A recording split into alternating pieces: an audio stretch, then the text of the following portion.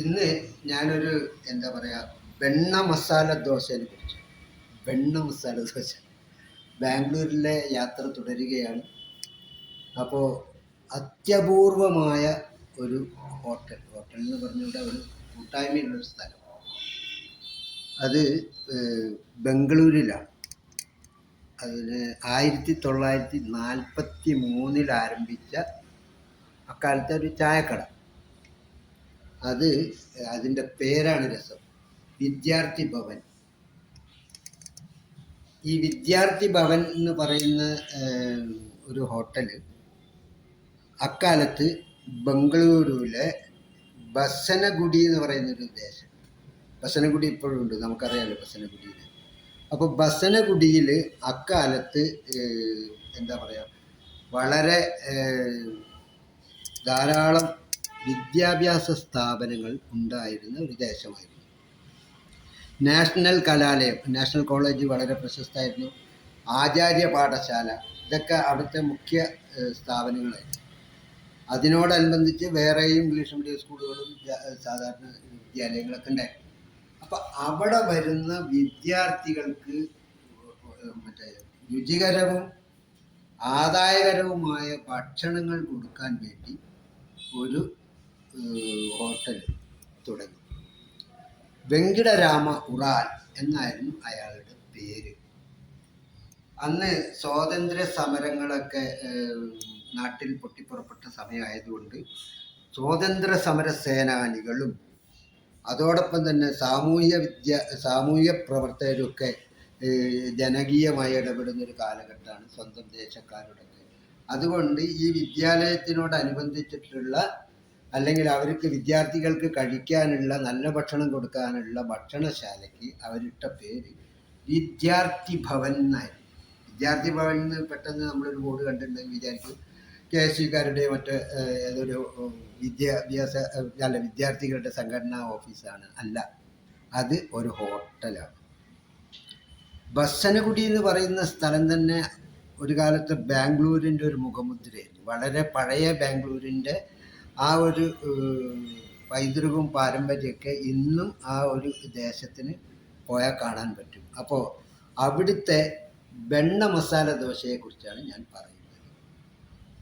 ഈ ഹോട്ടൽ തുടങ്ങിയ ശേഷം വിദ്യാർത്ഥികൾക്ക് കുറഞ്ഞ ചിലവിൽ ഭക്ഷണം കൊടുക്കാറുണ്ടായിരുന്നു. അതൊരു വലിയൊരു ദൗത്യം ഏറ്റെടുക്കുകയായിരുന്നു ഈ വെങ്കിടരാമ ഉറാൽ എന്ന് പറയുന്ന ആൾ. ഇത് കഴിഞ്ഞ് 1970കളിൽ ഇതിൻ്റെ ഓണർഷിപ്പൊക്കെ ഒന്ന് മാറി. പിന്നീട് വന്നത് രാമകൃഷ്ണ അഡിഗ എന്ന ഒരാളായിരുന്നു. ഈ അഡിഗ കുടുംബക്കാരൻ, അവരുടെ കയ്യിലാണ് ഈ ഹോട്ടൽ പിന്നീട് നടത്തിപ്പ് ഏറ്റെടുത്തത്. പാരമ്പര്യവും രുചിയും പഴയതുപോലെ തന്നെ നിലനിർത്തണം എന്ന ഒരു പിടിവാശി ഈ അഡിഗ കുടുംബത്തിലെ ഇതിൻ്റെ ഉടമകൾക്കും ഉണ്ടായിരുന്നു.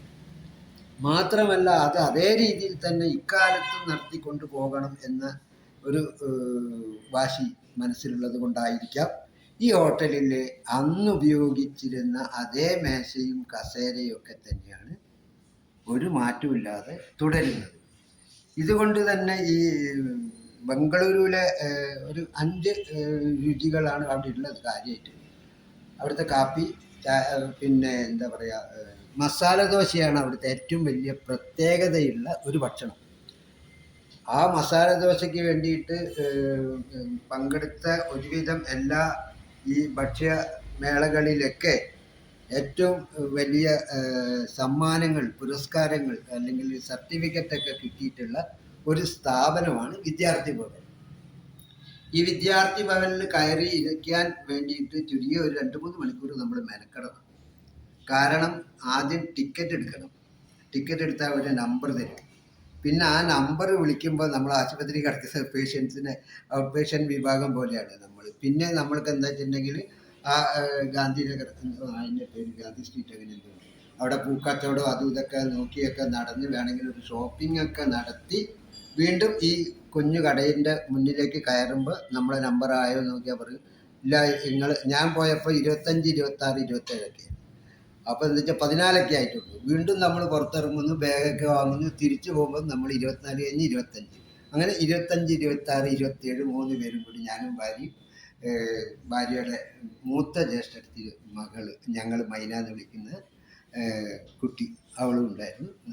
അവൾക്കായിരുന്നു എന്നെ കൊണ്ട് ഇവിടുത്തെ ഒരു ദോശ കഴിപ്പിക്കണം എന്നുള്ള നിർബന്ധം.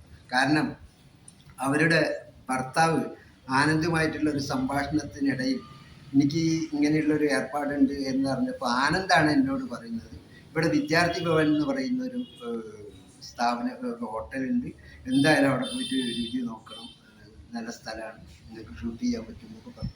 അതിൻ്റെ പേരിലാണ് ഞങ്ങൾ, അവളാണ് ഇതിന് മുൻകൈ എടുത്ത്, അങ്ങനെ ഞങ്ങൾ ചീട്ട് വാങ്ങി അകത്ത് കയറി ഇരുന്നു. നോക്കുമ്പോൾ എന്താ വെച്ചിട്ടുണ്ടെങ്കിൽ കന്നഡ സാഹിത്യത്തിലെ മലയാളിയും കന്നഡ സാഹിത്യവും തമ്മിലും കന്നഡ സിനിമകളും തമ്മിൽ വളരെ അടുത്ത ബന്ധങ്ങളുണ്ട്.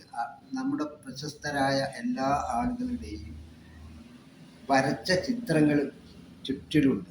അതുപോലെ തന്നെ അവിടെ ഭരിച്ചിരുന്ന ആൾക്കാരുടെ നോക്കുമ്പോൾ അവരൊക്കെ ഈ ഹോട്ടലുമായി ബന്ധപ്പെടുകയും അവിടെ വരികയും ചെയ്തവരാണ്. പേരുകൾ എണ്ണി എണ്ണി പറഞ്ഞാൽ തീരില്ല, അത്രയും ആളുകളുടെ ചിത്രങ്ങളൊക്കെ ഉണ്ട്. ഏറ്റവും രസകരമായൊരു സംഭവം എന്താ വെച്ചിട്ടുണ്ടെങ്കിൽ, ഈ ദോശ അക്കാലത്ത് അങ്ങനെയായിരുന്നു അത്ര ഉണ്ടായിരുന്നത്. ഈ മസാല ദോശ എന്ന് പറയുന്ന ഇതിന് വെണ്ണയും നെയ്യും ആണ് ഏറ്റവും കൂടുതൽ ഉപയോഗിക്കുന്നത്. അതിനകത്തുള്ള ഈ ഉരുളക്കിഴങ്ങ് ഇഷ്ടു എന്ന് പറയുന്ന സാധനം നമ്മൾ വെച്ചിട്ട് ഒരു മടക്കാണല്ലോ ചെയ്യുക. അതിനകത്തുള്ള മസാലയ്ക്കൊരു പ്രത്യേക രുചിക്കൂട്ട് കൂടി ഇതിനുണ്ട്. അപ്പം എന്താ വെച്ചാൽ ഇത് മടക്കി കഴിഞ്ഞാൽ സാധാരണ ഇവിടുത്തെ ദോശകൾ വരുന്ന മാതിരി ചുരുട്ടിയിട്ടൊന്നുമല്ല വരുന്ന, ഒറ്റ മടക്ക്. അപ്പോൾ ഈ മടക്കിൻ്റെ അകത്ത് വേറൊരു ഏറ്റവും വലിയ പ്രത്യേകത എന്ന് വെച്ചാൽ ഭയങ്കര ക്രിസ്പി ആയിട്ടുള്ളതാണ്. കറന്ന് ശരിക്കും കടിച്ച് കുടിക്കുക, ഒരു ചായയൊക്കെ കുടിക്കുക. ഇത് കൊണ്ടുവരുന്ന ഒരവസ്ഥയുണ്ട്, പെട്ടെന്ന് നമുക്ക് ഫോട്ടോ എടുക്കാനൊന്നും പറ്റാത്തൊരവസ്ഥയാണ്.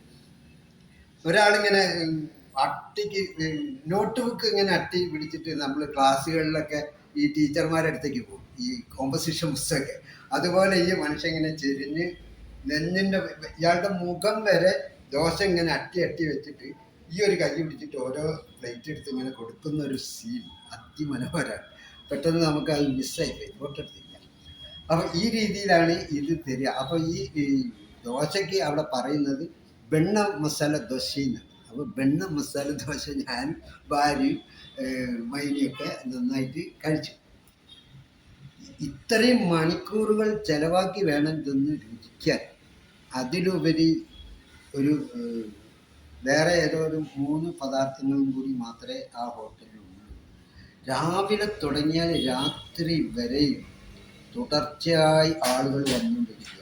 ഇതിൻ്റെ ഈ പേരും പെരുമയും കേട്ടിട്ട് വിദേശികളായ ടൂറിസ്റ്റുകൾ പോലും എന്നോടൊപ്പം റോട്ടിലൊക്കെ ഞാനൊക്കെ അലഞ്ഞടക്കുന്ന മാതിരി അവരും അലഞ്ഞ നമ്പറുമായിട്ട് അകത്ത് കയറുന്നു, വീഡിയോ പിടിക്കുന്നു. അങ്ങനെ ഒരു വലിയൊരു പാരമ്പര്യം, രുചിപ്പെരുമ കാത്തു സൂക്ഷിക്കുന്ന വിദ്യാർത്ഥി ഭവൻ എന്തായാലും കോഴിക്കോട്ട് നിന്നൊക്കെ പോകുന്ന അല്ലാത്തവരും പോകണം.